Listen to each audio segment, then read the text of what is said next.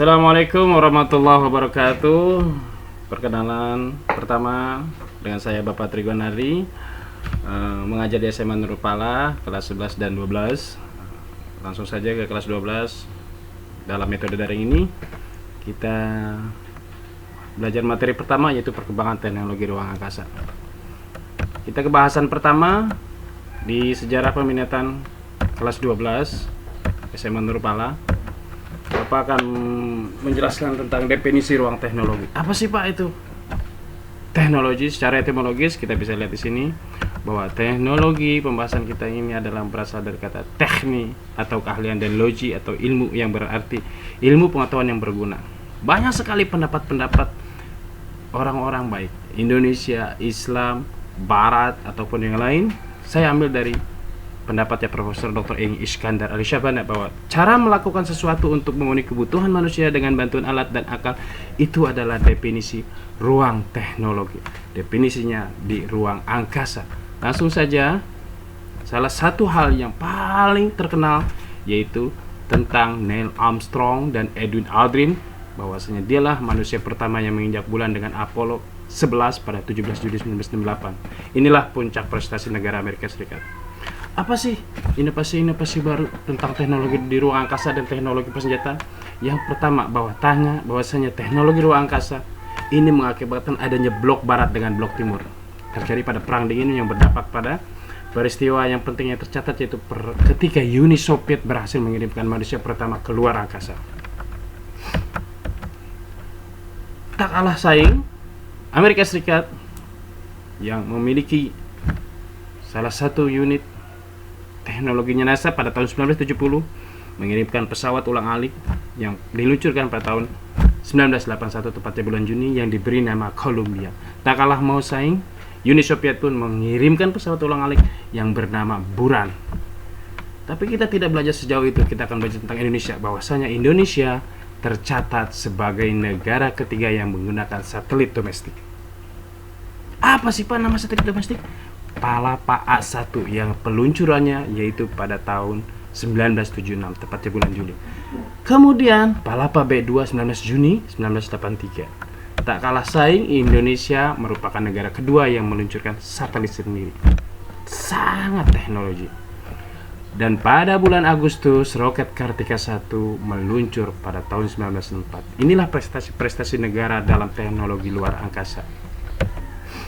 Langsung saja, ketika teknologi luar angkasa sudah kita bahas, apa sih teknologi persenjataan yang berada di era modern seperti ini, yang kita kenal dengan seperti proyek pesawat, senjata konvensional, bom atom, transformasi teknologi, dan peristiwa Hiroshima dan Nagasaki. Inilah peristiwa yang terbesar yang terjadi yang menyebabkan kemerdekaan Republik Indonesia. Contohnya, pembuatan bom atom di Amerika Serikat pada tanggal 16 Juli 1945 di Alamogordo, daerah Amerika Serikat ini, bahwasanya bom itu dihancurkan di Hiroshima dan Nagasaki. Tepatnya bisa kita lihat di sini pada 6 Agustus dan pada 9 Agustus.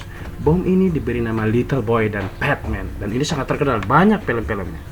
Itulah faktor yang menyebabkan Jepang menyerah dan berakhirlah Perang Dunia Kedua.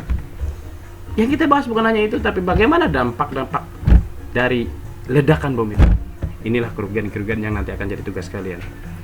Radiasi yang fatal bagi kehidupan, kerugian bagi manusia dan alam sekitar, debu-debu radioaktif, serta jangka panjang menyebabkan kanker dan kerusakan genetis. Di era digital modern seperti ini, ancaman bukan hanya sekedar fisik, tapi dunia maya. Seperti varian virus-virus komputer yang kita kenal sekarang ini.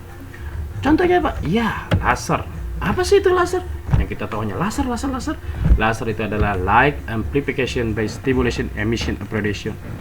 Dan ini muncul pertama kali pada 3 November 2005. Ya, 15 tahun yang lalu. Stuxnet itulah namanya, disebut sebagai senjata digital. Kenapa Stuxnet dinamakan senjata digital? Karena Stuxnet merupakan senjata yang menggunakan kode digit angka-angkaan. Dan untuk merusak sesuatu secara fisik dalam dunia nyata. Contohnya Pak, ALTB Airborne Launch Testbed dan Laos.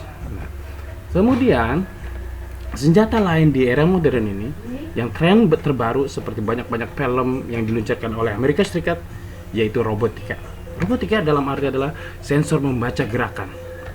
Salah satunya adalah karya Jepang yaitu HUAP, yaitu Humanoid for Open Architecture, platformnya buatan Jepang ini. Dan ini uniknya dijalankan oleh manusia dan kemudian dibuatlah jaringan syarat dinamis yang dapat dikonfigurasi ulang. Menggunakan apa?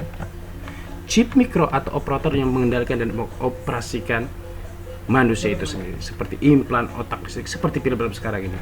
Apa sih tujuan akhir dari ilmuwan yang menyebabkan ini terjadi, yang mengakibatkan? Inilah nanti tugas kalian. Dan tujuan akhirnya ini adalah bahwasanya adanya otonomi atau kekuatan penuh yang ada pada robot yang mengambil keputusan sendiri. Dan inilah saya rasa bahasan kita kali ini. Ini bahasan pemula, dan nanti akan bahasan-bahasan lain yang lebih menarik dan lebih kreatif.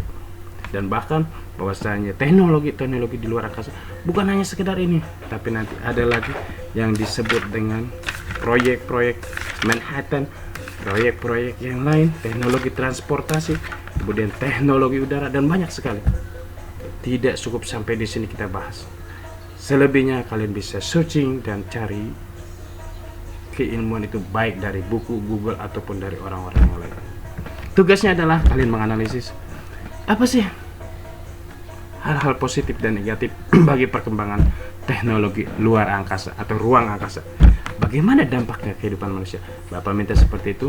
Tolong buat rangkuman sebanyak 1 halaman. Jangan lupa awalnya basmalah, kemudian berikan nama dan kelas, dan akhirul kalam fastabiqul khairah, berlomba-lomba dalam kebaikan. Assalamualaikum warahmatullahi wabarakatuh.